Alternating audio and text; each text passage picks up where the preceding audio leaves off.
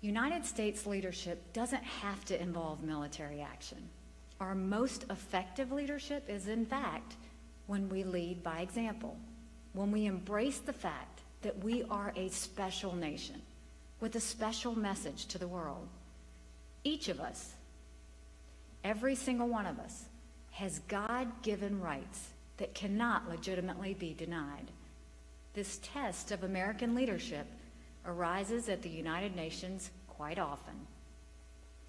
The previous administration chose to ease sanctions on the Castro regime in Cuba without demanding respect for the human rights of the Cuban people in return. We broke faith with the Cubans who died trying to reach our shores, and the Cubans who were left behind in their island prison. Our action benefited no one but the Cuban dictatorship, and our most deeply held values were undermined. We have reversed that decision.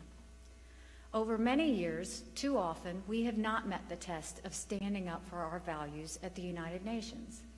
This is not because previous ambassadors and administrations didn't believe in freedom, democracy, and human rights. It's because it's often just easier not to rock the boat. When the crowd is all going one way, it's sometimes hard to be the only one going in the other direction. But in America, we don't celebrate the mob. We celebrate the person who has the courage and conviction to stand up to the mob. For example, the United Nations spends a wildly disproportionate amount of time singling out Israel for criticism. The amount and the tenor of its anti-Israel bias is shocking. The Security Council has a monthly meeting on the Middle East that is devoted solely to bashing Israel.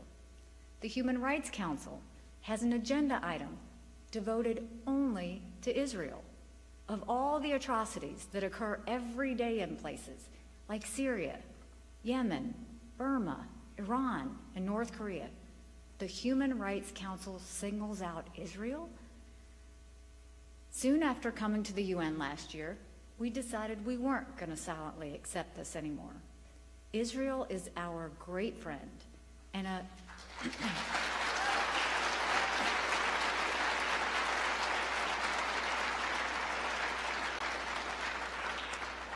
Israel is a lonely voice for democracy and human dignity in the Middle East. So we've begun to use the monthly Middle East meeting to talk about the real sources of conflict in the region: Iran, Assad, ISIS, Hezbollah, Hamas. And we've made it clear to the Human Rights Council that either it will change or it will pursue its biased agenda without the United States as a member. We've made these changes to have the back of our friend and ally Israel, absolutely.